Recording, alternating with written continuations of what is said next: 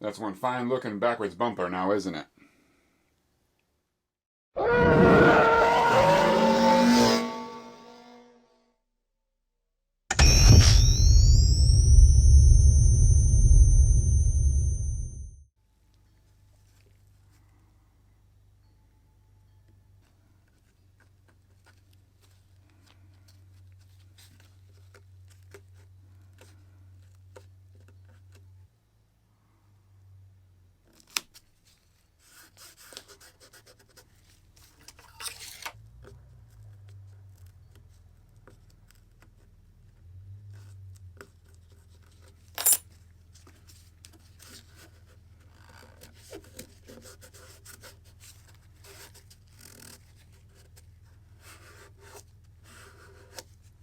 Halliwax here, back in the shed. To finish off this video series, I wanted to end it with an in-depth review of my Proton pack that I just built. I like to go over the pieces and parts that I used, and in the description below I'll have links to where I purchased most of these parts. So for you at home, if you want to build your own Proton pack, you can follow the links below to purchase the same exact parts I used. Again, this is a superhero tribute. This is the prototype pack that I built for production before they assembled the rest of the packs. So this pack has some characteristics that none of the other packs have. Like I've said in previous videos, the booster tube is a little bit higher. The nub inside sits flush with the top of the booster tube. The ribbon cable is tightly wound and the P-clamp is faced in this orientation. The sticker on the PPD is down very low. And most noticeably is the backwards bumper. Not only do we have that 4K capture of the bumper on backwards when Peter's zapping Stay Puft, but I was also entrusted with a couple of photos taken when they were with Gozer, and you can clearly see the bumper is on backwards during GB1. So to clear any of that confusion up, the bumper is on backwards during GB1. Another characteristic of the superhero is the HGA tank is just a tad bit longer than the rest of them, which makes hooking the thrower just a little bit more difficult. You can also see on the rooftop in some photos that they removed some of the screws in the HGA, possibly to make it a little bit easier to hook it on. As of today, the screws are back in it though. One of the easiest tells in spotting the superhero is the thrower is basically all black. Another thing about the superhero is the red label up here near the booster tube. The top layer of red has fallen off, only exposing the silver brushed aluminum underneath. You can see this a few times on the rooftop, and it continues into GB2 when Lewis is wearing it in the deleted scene. You can clearly see there's no red label, just the silver brushed aluminum sticker. So those are some quick tells of the superhero. I'm sure I've missed a few things, but those are key things that you can use to spot it throughout the films. This next portion of the video, I'd like to go over the parts I used and why I chose to use these parts. So to get the biggest one out of the way, I'm going to talk about the shell. The shell, motherboard, and all the aluminum parts all came from the same vendor. I refuse to say his name because it was not a good experience. This was 13 years ago, and when I actually paid for these, it was 11 months before I got them in hand. And I understand in this hobby, you know, it takes time. It sure does. There's things that take time. I've been on runs that have taken over a year. But when other people get their stuff, I'm paid in full, and these other people who are way after me in line are getting their stuff and I'm not, now I have kind of a problem. I was lied to, I was ignored, and finally when I said enough is enough, after 11 months of being ignored, told that it was going to be shipped next week. I've heard every excuse in the book. I finally said enough is enough. If I don't have my shell in 2 weeks, I'm going to the mods and I'm going public with this. And I got my shell. Shortly after that, the vendor disappeared, and I haven't seen him in the replica community since. But I did end up getting my shell. The shell came with the motherboard, and it was supposed to be custom fitted to the motherboard, and it wasn't. So I ended up, you saw me in the videos, I had to do that. Most of the aluminum parts came from him. The ion arm, the HGA, PPD, this hose connector here, the injector tube and beam line tube, ribbon cable clamp, injector tubes. These were all taken with measurements off the real superhero, and these were built. That explains why I didn't need to remake my HGA, because he already made it to the length of the superheroes. In the previous videos you saw that the booster tube wasn't accurate to the superhero, so I had to make my own booster tube, and my buddy tack welded it to the ion arm. I don't like talking bad about anybody. That's why I refuse to use this vendor's name. Again, he's out of the community, so what's the benefit of talking bad about somebody? I just don't talk bad about people. That's how I was raised. You know, you have bad business practice, bad morals, that's on you. But I don't have to say his name or the company I use, because he's not doing it anymore.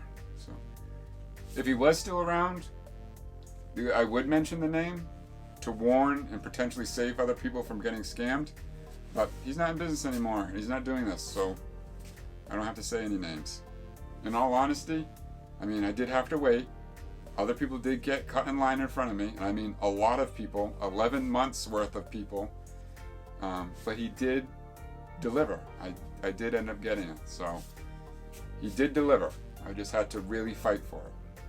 Now that I have the most difficult thing to talk about out of the way, I'm going to move on to the rest of the stuff. So the shell, motherboard, and aluminum parts came from that one certain vendor.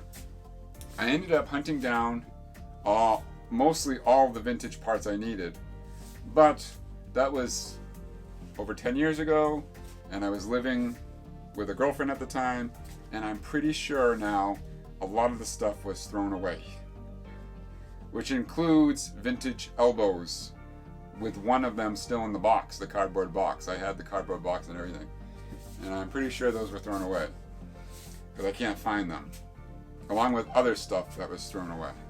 But anyway, so I lost a lot of stuff from that transition, but I started collecting again over time. The elbows I have yet to recover. I might have them in a box somewhere in the closet, because I'll be perfectly honest with you, I'm ashamed and embarrassed of the way I live, because all my projects are in cardboard boxes scattered throughout my bedroom, bathroom, living room, shed, all over the basement. I have a lot of projects and a lot of boxes full of stuff, so I really have to dig through everything to find them. They're small pieces, so I may still have them, but I'm starting to think they're gone. I know. 75% of the stuff that I have on this pack came from GB Fans. The GB Fan shop, he has a lot of neat stuff now. So I picked up all the hoses came from GB Fans. The brass elbows are all GB Fans. The crank knob is his new injected molded crank knob. Might be old. It might be old now, but I remember when the pre-order came out, I jumped right on that, because we only had black ones, black vintage ones. And then when he decided to do the injected molded gray ones, I jumped right on that run. I actually got one for my buddy Ethan. The elbows, the hoses all came from GB Fans, you know, the loom.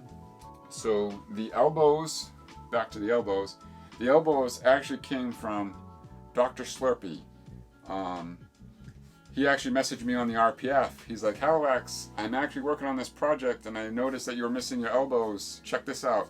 So these were 3D printed in gray resin that matches flawlessly, and he machined all the brass bushings inside and stuff. They're unbelievable. They even have the little Legris logo protruding out of them. He really did some great work with these replicas, so I have them on there. I also want to give him a shout out saying thank you for contacting me. I love them. They're great. This has been a few years now. A few years have gone by since I got those. So those came from Dr. Slurpee. The bellow is GB Fans. I remember when AJ made his first run of these, I grabbed them too, because it was the first time we ever had real accurate bellows. The end filter, as you know, was cast in the shell. All the lenses, the blue and red lenses, came from GB Fans. My clippered valves, I have one or two vintage valves. I forgot which ones I have. I'm pretty sure they're the same valve, but I found one of them. I need to dig out the other one or hunt for another one. But I'm pretty sure they're two of the same valve, because I actually bought one accidentally a long time ago on eBay. So I have vintage valves that I can switch. I have at least one clippered valve to switch out. The ribbon cable came from Gunther in Connecticut. I don't know if he's still around doing them, but he was the guy back then for ribbon cable. So I grabbed that, and I've had that for a wicked long time. It was really, it's a really stiff wire, so you really have to twist it. Like if you saw in my video, I really had to twist that thing. What else? So the stickers, should I say labels? The labels. As you saw, I had 3 different vendors that I use labels from. Of course, I had the GB Fans one. I had Charlesworth. I have to give a shout out to Charlesworth too, because I got stuck with not having the right red tubing, and I was trying to finish the gun on a Saturday, and on a Friday night I was trying to finish the gun. I realized late that night that I didn't have the right size tubing. I purchased it on GB Fans, and GB Fans shipping can be hit or miss. Sometimes they can ship fast, sometimes it takes weeks. So as a backup, I contacted him. He shipped it to me Saturday morning, and I had it Monday. But in the long run, my buddy Ethan had it extra, and I ran over to his house the following morning and got it and used his. But Charlesworth still made it an initiative to get that out to me as fast as he could. So I wicked appreciate that. But shit, what was I talking about?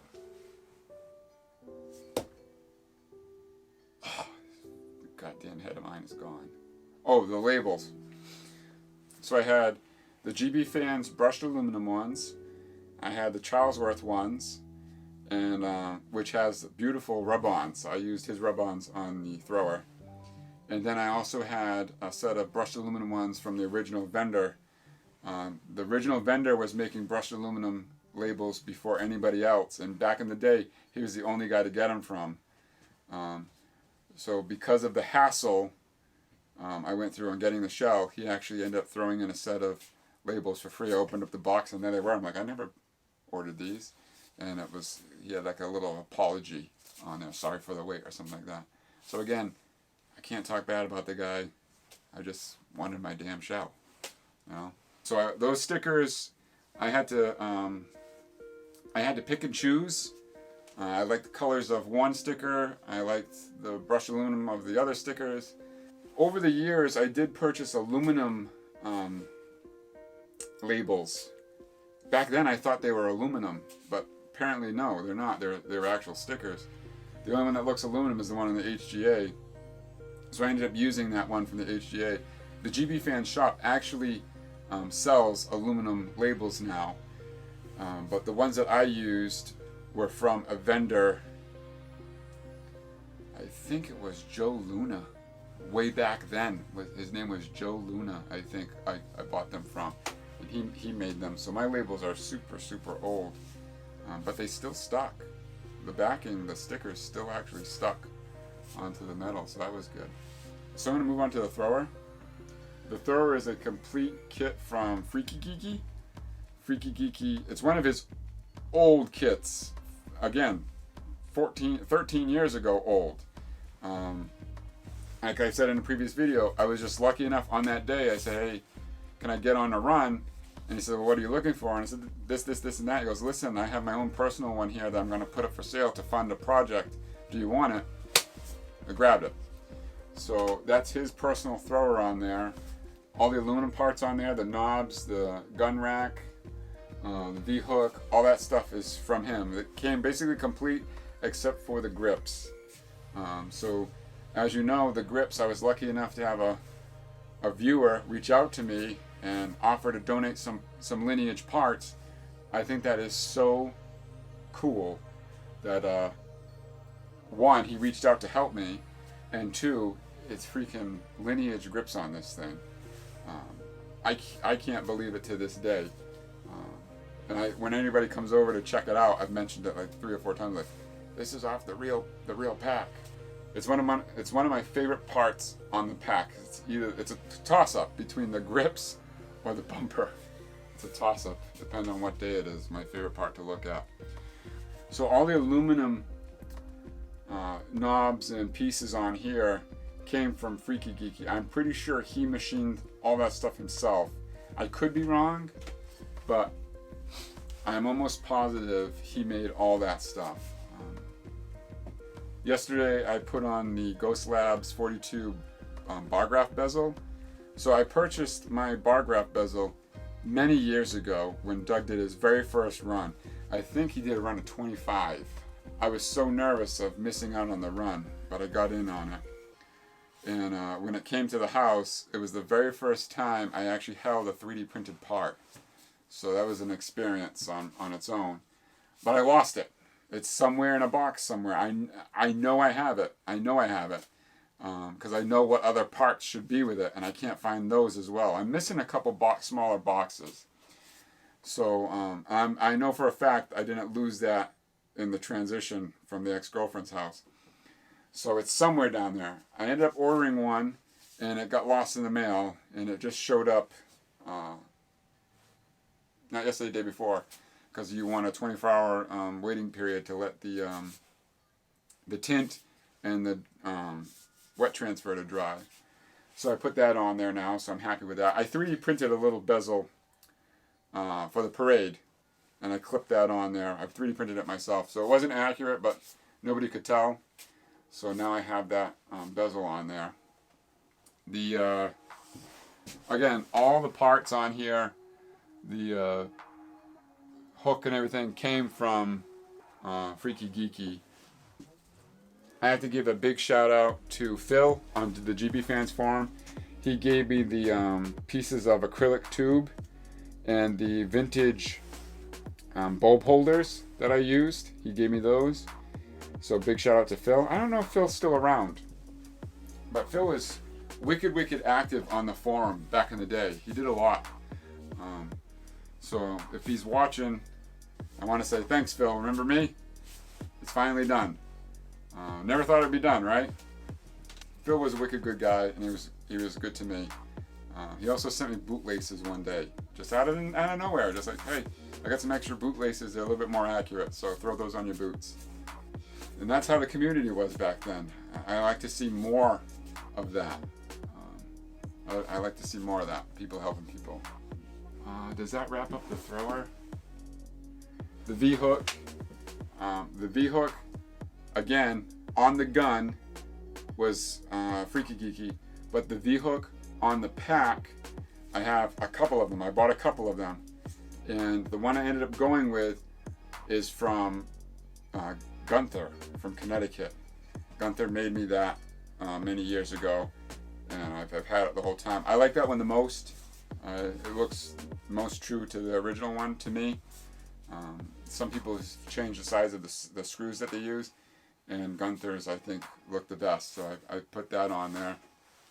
So I got the right dale resistor on there now. The ion arm, you guys saw me break it off by accident. It's the same ion arm. The threaded portion broke off flush inside there, so I had to drill, tap, and use a easy out drill bit to get that rod out of there.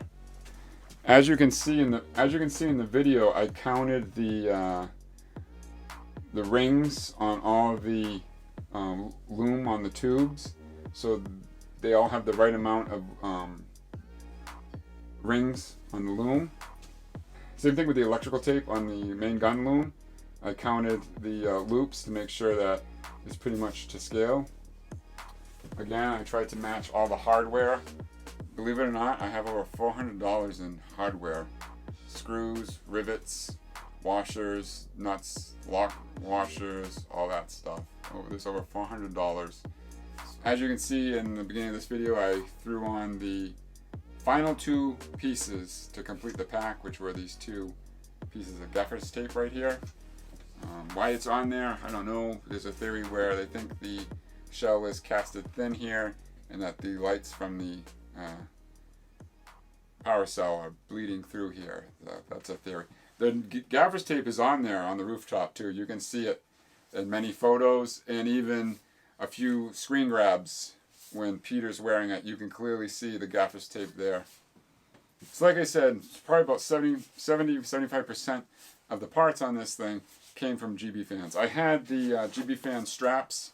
I just replaced them all the other night with my vintage ones. So the main reason why I used the replica ones while trooping is these straps here, my vintage ones, are from the 70s. The plastic, it's old and brittle. The belt I have is brand new. I bought it off eBay for 15 bucks way back in the day. It's brand new, still has the tag on it and everything. And they're right here.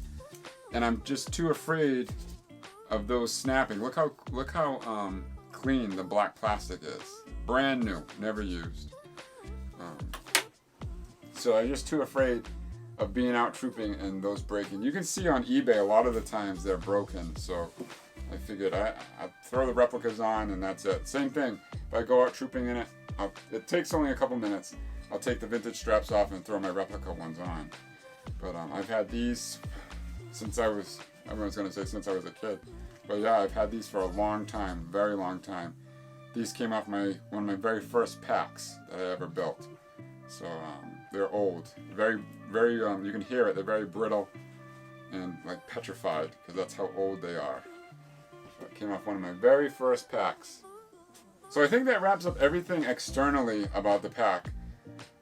What I want to really show off is the insides and how it works. So I'm going to take the shell off, move things around here, and explain to you how I set up my electronics and why I set it up like that. Here we go. This is the internals of the pack, and I want to make one thing perfectly clear. Huge disclaimer. This wire rat's nest of a mess I've done on purpose. Sometimes I'm happy with it, and other times I'm wicked anxious over it. But the real pack has wires scattered all over the place, and I wanted to go with that kind of made-at-home look. So this is what I came up with. My original goal was to put some static wires in here to help make it look messy, but realistically, all these wires do something. Each one of them has a purpose. There aren't any dummy wires in here. So to start this off, the soundboard that I used is the Ghost Labs 42 Pack Blaster. This is actually version 1.5. This is how old we're talking. This is way back in the day. So this is his 1.5 version, which I think was his second run, because the first run was 1.0. So back then, there wasn't a smoke vent relay. So I ended up purchasing a separate smoke vent relay and wiring that in to the kit. So we have a complete set of Ghost Lab 42's soundboard, Pack Blaster soundboard with his thrower electronics and smoke vent system. Since I just mentioned smoke vent system, and we'll talk about that. You could see in the previous videos I had the Fincher, I believe it's Fincher, but I always say Fletcher, and I have to apologize. I have to apologize to the Fincher family. I'm pretty sure their name is Fincher, but I always pronounce it Fletcher. I'm sorry. I have to apologize to them. But this was a Fincher smoke kit. Today everybody makes a smoke kit, but Mr. Fincher himself, the father, he invented the smoke kit. He was the first one to come up with it. He was the first one to design it, and he did a very small run, and it was a hit. And the guy was just overworked with requests. So I was lucky enough to get one of his very first generation smoke kits. That's hooked up here. Let me backtrack just a little bit. I kind of skipped an important thing here. The pack is powered by 2 blue bricks. Back in the day now, this is an old soundboard. Back in the day, I'm pretty sure, I distinctly remember people having issues when the smoke kit came on. It would rob the board of too much power, and the board would shut down. It would go into safe mode and shut down before it hurts itself. So that always stuck with me. So I had decided to power my smoke kit separately and have its own 12-volt system. So I have a second blue brick here, which makes it a little bit more difficult with room, and it makes it much more heavier. But that's why I went with 2 blue bricks. And it's like, Halliwax, why are you using blue bricks? Those are all outdated. And we used them years ago, and they have the little kill switch here with the red light, so you can't really keep the power on in the shell because the red light drains the battery. I understand that, but I come from a generation where that's all we had, that's all we used, and my shell is made to come off and on without anything attached to it. So what is it, 6 bolts? The shell is off, I flip the switch, I'm good to go. I don't see a problem with it. So you can see some cave drawings I made in here, you know, power cell, main reactor that powers the whole soundboard. And then I have the power cell cooling tower here that powers the smoke machine, like it's the cools the uranium or whatever, you know. So I also have, you know, caution hot overload circuit here, which is the relay for the smoke machine. I got stuff like this right here, danger, wicked high voltage, corny stuff. So I have one more little Easter egg here, this little cave drawing. If anybody can tell me what this line is from, post in the comments below if you know what this line is from. I'm curious to see if you pick up on it. The speaker I used is actually way too big. I would never recommend using a speaker like this again. It's super heavy, and not only is it super heavy, but it takes up a wicked lot of room in the cyclotron. I ended up digging through my parts, and I had this little small 4-inch speaker, which didn't look intimidating whatsoever. And I didn't even try it because I was just like, oh no, that's too small. So I ended up getting this 6.5 one, and it's too big. If I were to do it again, I would go probably with that 4-inch one. But I ended up making it work. It's so loud it rattles the nuts and bolts loose on the pack.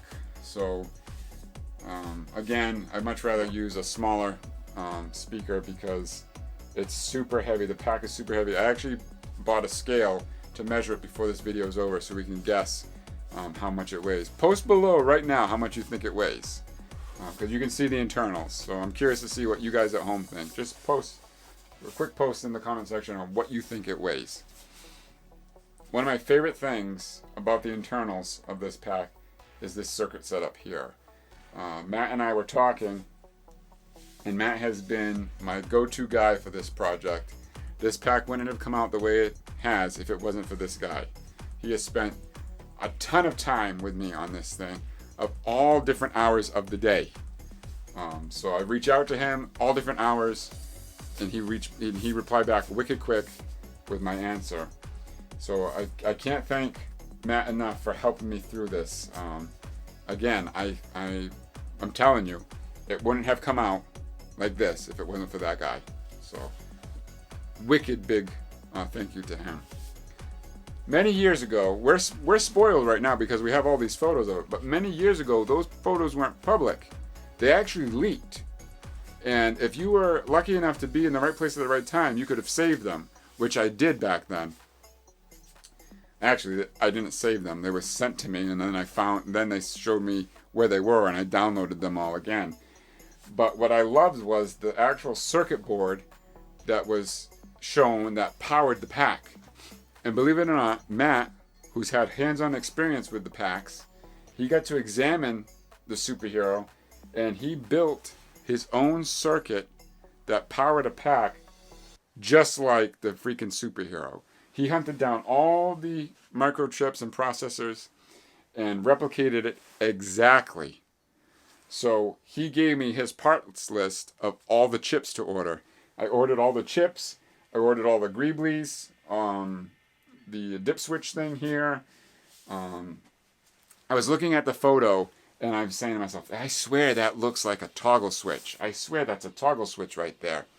And sure enough, when Matt sent me a photo of his exact replica, there was a toggle switch there. So I utilized that toggle switch as an on-off switch to power the smoke machine. So not only do I have a kill switch here on the blue brick, but I also have a double kill switch here for the smoke machine. The only thing I ran into a problem with is I was missing 2 greeblies, well 2 chips. I was missing this chip here, which actually come to find out wasn't a chip. It was some kind of resistor, what the hell did we call it? What the hell did he call it? They made this oh, my mind it escapes me. It escapes me right now, but we're gonna get back to it. It's gonna pop in there. But there's this transistor here with this bent piece of aluminum, which I believe is a heat sink, because these things get super, super hot And this they bent up to dissipate the heat. It's a piece of aluminum. I actually use stainless because my grandfather had stainless in the basement. But it's a piece of aluminum that they used to dissipate the heat. So I took a piece of stainless that he had, cut it like it is on the pack, and used some steel wool to polish it up. The incandescent bulbs they used in the original packs had like this white chassis around them. And with the Ghost Labs 42 white kit that came with the soundboard, it's only little LEDs. So I used these nylon spacers that I got at the hardware store to kind of simulate what we see. And believe it or not, son of a gun, when I have the shell on and I'm walking around, there's just enough light to illuminate it to see exactly what I wanted. I wanted to see those aluminum, I wanted to see those nylon spacers here that look like the housing of the incandescent bulbs they used. What I love the most about this is when you look from the outside in through the red lenses, you can actually see some of the greeblies. Like on the real pack today, you can see the dip switches. You can see the microchip here. You can see the capacitors, the huge capacitors. And Matt was like, Halliwax, make sure you put these capacitors in the right way with the silver lines down, because that's how they were on the pack. Of course. And this one here, you can see the toggle switch actually. When I put the shell on, I made sure that I could see the toggle switches. There was a lot of on and off to make sure that I had this all right. To top that all off, I had to make sure that these towers were in dead center of those red lenses. So I'm telling you, there was a lot of fitment with this. This was the most difficult part to line up on the pack because it was on, off, on, off. So I'm very happy with the way that this circuit came out. It was one of the most funnest things to do on the pack. As you can see, I 3D printed the smoke tower with a adjustable chassis in there to move the LEDs up and down. The computer fan is mounted inside the tube. I 3D printed a hose connector here. This connector holds the loom in place with a zip tie. The superhero pack is like a half moon. There's not much there to work with, so I ended up making this bracket here, this 3D printed holder to hold the tube. This termination bar here, or is it just distribution bar? I believe it's a distribution bar. That's on the real pack, and I have my wires hooked up there, and that actually works, distributing power to all sorts of other electronics here. The only thing I will tell you that I'm probably going to do is I want to 3D print a housing to clip onto the power cell lights, because a few times when I've been putting the shell on, I hastily forget and I grab either this LED or this LED. So if I were to 3D print a halo or like a picture frame box around here, the same height, it will protect those LEDs. So that's my next goal. And that's the only thing I have to do. I might design that tomorrow and print it up. But that pretty much wraps up the electronics. Before the pack was even finished, I got 2 or 3 messages asking to buy it. And I was only like halfway through the video series. And the numbers these people were offering me is crazy money. It wasn't even done. And now with one of the last videos I sent out, I don't know if it was the parade video, it might have been the parade video, the same guy, it's flattering, but the same guy reached out again and said, I'm telling you, I will give you this much for it right now. And I appreciate the offers, and he gave a generous offer, very generous. I can't sell it. This pack is mine. I've waited 13 years to do this, and more importantly, a lot of my friends have contributed to this project. I have a lot of pieces on here that were given to me, and to me, friendship is more important than any price. When I look at this thing, I can say this was given to me by this guy, and I talked to this person, and I met this guy at a con, and he threw me some pieces.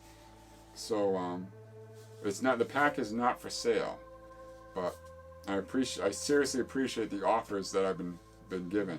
But this I plan on keeping in my family forever, and that's why I'm going to show the instructions video in case anything ever happens to me.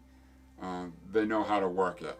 So realistically, Ethan, if you're watching, you're going to be the one responsible in teaching my family how this thing works in case I get hit by a car and killed on my bicycle. So there we go. Ready? Power cell main reactor 1 powers all the electronics. You flip that on. You might actually hear the board click. That's okay. Power cell 2 is the cooling tower. That's for the smoke machine. Now that the main power switch is turned on to the cooling tower, come down here to the circuit board. Make sure this switch is on the on position. This powers the air pump and e-cigarette. Now there's power going to the pump and the e-cig setup. The e-cig can be removed by pulling it out of this chassis, 3D printed chassis. Unscrew it, and then you can add the fluid this way in here. I would not go more than 75%. Online they say 90%. Do not fill it more than 75%. Because if you flip it down and stuff, I don't trust it. I always stay 75%. So now that there is power to the board, power to the smoke machine, we must go underneath here to the charge plate, flip the toggle switch on. You'll see a red light indicating there is power now to the soundboard. The rest is pretty straightforward. Main activation for the pack is this switch here. If you want the pack louder or lower, the potentiometer is down here on the charge plate.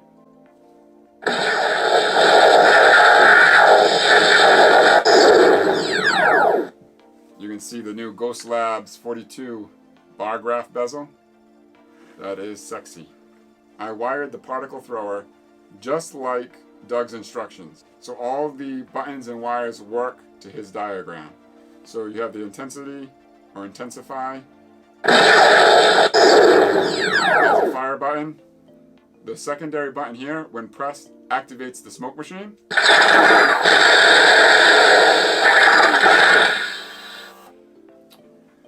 Matt helped me wire up the flash bulb to ignite when the button is pressed. To do that, we're gonna take the safety off. Now you flip this switch here to activate the vent light. When the vent light is lit, this now acts as a secondary fire button, which, when pressed, will ignite the flash bulb inside. That is so badass. One more time.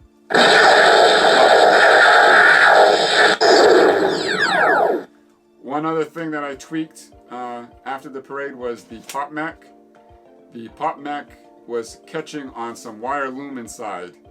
It actually was catching and acting like a bump stop, so the clear tube was still recessed in 1/4 inch. I just wired up the whole thing. I had like 24 hours before the parade started. I wasn't going to rip it apart to fix it. My luck, I break something and it wouldn't work. So that night when I came home, I already had the pack ripped apart. I think I showed Ethan it was already ripped apart because there's a few things I wanted to change. But I fixed the pop mech right away. Now I have a full erect clear acrylic tube. Easy fix. In order for the pack to overheat, the vent light has to be off.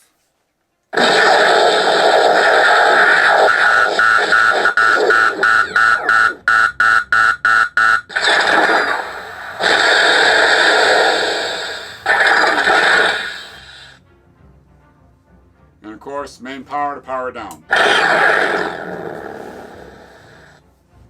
So then for like storage or display, you would then kill the main power switch down here on the charge plate, which kills power to the boards, and then you come up here and kill both batteries for storage or display, so those instructions are for my family or for Ethan. If anything were to happen to me, that's how the pack works. Another thing too is underneath here I have a hidden charger. So this charge wire you can plug in to the batteries and then plug the charger into the charge plate, and that will charge the batteries one at a time. And each battery takes 8 hours to charge. There's no real indicator of when these batteries are done charging. When you plug it in, make sure the batteries are off. But when you plug the charger in, the red light lights, and I would imagine the red light goes off when they're charged, when they're done charging. But I had this thing charged for 9 hours and the light never went off. So I unplugged them after 9 hours. I was afraid it was going to melt them down or something. But that's a basic rundown of how everything works and what I used.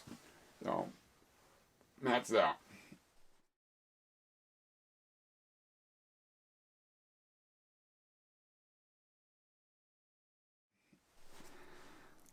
Okay, so we're going to weigh the pack right now.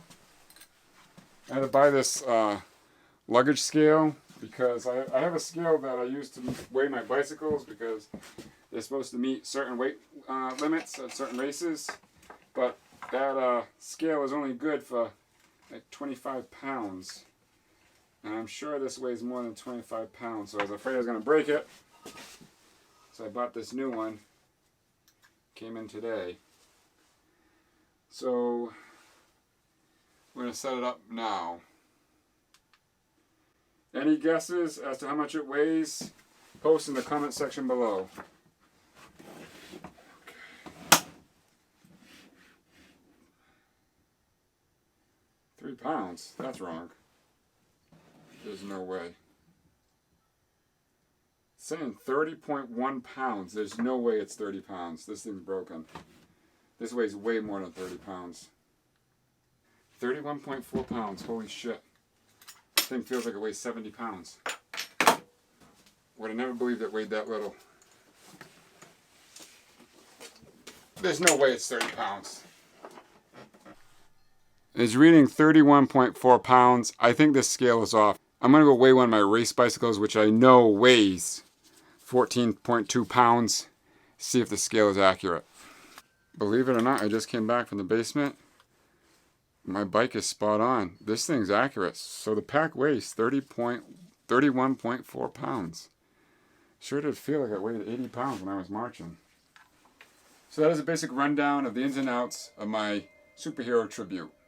I want to take a minute and say thank you to everybody that was involved in making this a possibility. First off, I want to thank the GB Fans Forum and that community. I come from a generation where we would do this stuff on the forums and not on the Facebook groups. It seems like many of them have now migrated over to the Facebook groups, but I'm not much of a Facebooker, so I miss out on a lot of stuff. But back in the day, the GB Fans Forum is where all the Ghostbuster builders hung out. And there's amazing build threads on there. There's some amazing people on there. And I had a lot of good experiences with that forum. So I want to thank the GB Fans Forum and the GB Fans Shop. The GB Fans Shop is where I got most of these parts. And he supplies most of the community with parts. And I remember back in the day when we didn't have these parts. We didn't have 3D printers. We had to use things close to what the real things were. And now we're very spoiled with what we have. So I want to thank AJ, the owner of the GB Fans Forum and Shop, for supplying me with everything I need to build such a beautiful replica. Speaking of the forum, I also want to thank member Dan, aka, he has an amazing detailed thread on there of the superhero and its characteristics. And I remember reading years ago when he started that thread, reading about it and finding and supporting his discoveries. He discovered a lot of little nicks and knacks about the pack. I really enjoyed the communication back and forth and seeing the progress of discovering all the little ins and outs and quirks of the superhero. So that was a good time in the forum when that thread was going and people were contributing and the discoveries being made. Like the gaffer's tape on the thrower, end of the thrower. Boy, that was a hot topic. That's like screws versus rivets on the Graflex back in the day. That was a hot topic, boy. The gaffer's tape on the thrower. But I want to thank Dan, aka, for that thread. I believe Dan, aka, is the owner of the Spangler's 1984 Workbench Facebook group. I think he is. And I want to thank him personally for allowing me to post my videos on his Facebook group. I got a lot of positive feedback, and the comments, boy, those comments really fueled me to push and continue this thing, because I'm not lying when I tell you I was up at 3:30 in the morning. I wake up at 3:30 anyway, but I usually ride my bike first. But I wake up at 3:30 in the morning. I have a problem sleeping. We're trying to figure it out now, seeing specialists and stuff. But I have a problem sleeping, so I'm up at 3:30 every single morning. And I'd come out here and I'd work before I go to work. Then I'd come home from work and I'd work all afternoon and into late night. Twice I pulled 2 all-nighters, not in a row, but twice. I got to the point where I couldn't stop because I was too afraid I was going to forget something in the morning and it would just mess everything up. So I worked straight through. Mostly with wiring. With wiring I work straight through. So when I tell you I see some of those comments down there, it was fueling me to get this thing done before Halloween. So it's you guys at home with your comments that help me push through this and finish this thing on time. So I have to seriously thank all my viewers and all their positive comments. Really means a lot to me. You've heard me mention him before, Phil on the GB Fans Forum. I don't know if he's still out there. I bumped his thread the other day and he hasn't responded. But this guy helped me out a lot back then. He gave me a lot of pieces, and I picked his brain a lot with the electronics, and I learned a lot from this guy. So Phil, if you're watching, thank you very much for everything that you've contributed to me in the past and all your help and your detailed build thread, which I've gone back to 10 plus years ago, and it's still up. The pictures are still up. It really helped me refresh my memory on what I'm supposed to do. So thank you. Another member that I really have to thank is Doug, the owner of Ghost Labs 42. Doug supplies incredible electronics, plug and play, easy to use electronics with flawless instructions. My pack is wired with it. My niece's spirit pack is wired with his spirit kit. It's simple plug and play. So Doug, and I ran into some issues with trying to get the bulb tip to light up. Doug walked me through everything. So Doug, if you're watching, special thank you, man, for helping me with the electronics whenever I had to pick your brain about what LED to pick or wire in or dip switches. I really, really appreciate your products, and I really appreciate your quick responses. Whenever I message you, the next day, boom, I have the answer. So thank you for everything that you've contributed. I really appreciate it. Huge shout out to my anonymous internet friend who generously casted up lineage pieces for me to put on this thing. The guy told me, I'm going to do it Saturday. I really don't know this guy. I said, okay. Sure enough, he sends me pictures. I'm like, holy crap, he really casted me up this stuff. Then he sends me tracking, and I'm like, this is actually happening. And then 3 days later, the stuff's at my house. Cannot believe it. What an amazing asset to the community. I still can't believe, this may not mean a lot to some people. They're just like, it's whatever, it's lineage casting, whatever. They got bubbles in them. Who wants that? This is important to me. This is the closest you can get. This pack has been in the process for 13 years. Got lineage stuff on it. I cannot describe the excitement or how much it means to me being able to own these pieces. So to my anonymous internet friend, thank you so much for your generosity and putting in the hours to not just cast these, but to ship them out to me too in record time. Thank you so much. You have no idea what it means to me. Thank you. I also have to give a shout out to my buddy Ethan. We've been childhood friends. I built him an Novos pack many years ago when Novos first released their pack. We've been Ghostbuster fans since we were little kids. He always teased me that I was never going to finish this thing. It's finally done. I ran into a problem with the red tubing. My tubing was too small. I ordered the tubing, but I was too afraid it wouldn't get here in time. And plus, it took me a long time to wire up the thrower. So the next morning, he donated to me the red tubing that he had on hand. So thanks a lot, Ethan, for letting me use your red tubing. We could appreciate it, brother. So lastly, I want to thank my friend Matt Burkit, whose Proton packs are perfect. Matt has been my go-to guy for this. He's been so involved with this via the internet. He's basically built this thing with me here in the shed. He has worked with me almost every night that I've worked on it. Between messaging, sending me diagrams, sending me pictures, explaining all the ins and outs, showing me things on how to get things done faster or nicks and knacks, the tricks to building a Proton pack. The guy has shared a wealth full of knowledge with me. and a lot of really cool pictures too. I cannot thank you enough. Ironically, for the viewers at home, believe it or not, I'm in Massachusetts, Matt's in Pennsylvania. We got to talking, and we've actually met in the past at a Comic-Con. We were talking one night about people that we know, and I said, oh yes, I know that guy, I met him at such and such. And Matt was like, really? I was there that day. And that's when it clicked, and I said, holy crap, I met you back then. Because you were standing with them, and to your left was a girl Ghostbuster with these wicked high boots, and my girlfriend at the time had an obsession with boots, and she was talking to the girl about the boots, and I was talking to you about the e-cig setup. So isn't it amazing how small the world or the internet can be at sometimes? So again, Matt, this is a personal thank you from me to you. This would not be where it is right now if you weren't here helping me along the way. You have no idea what this means to me. I appreciate all your knowledge that you've shared with me, the photos that you've shared, the tips and tricks. There's not too many people out there like you left, and I wicked appreciate everything that you've done for me. Cannot thank you enough. So that's going to conclude this video. It's rather long, but I wanted to give a basic rundown of the ins and outs of the pack, the inner workings of the pack, how to operate it, and most importantly, I want to thank everybody that was involved in making this happen, because it wouldn't have happened without them.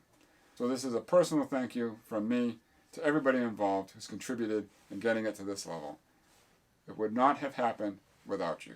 With all that said, I want to thank you all for watching. Keep an eye out for the next video. This is Halliwax.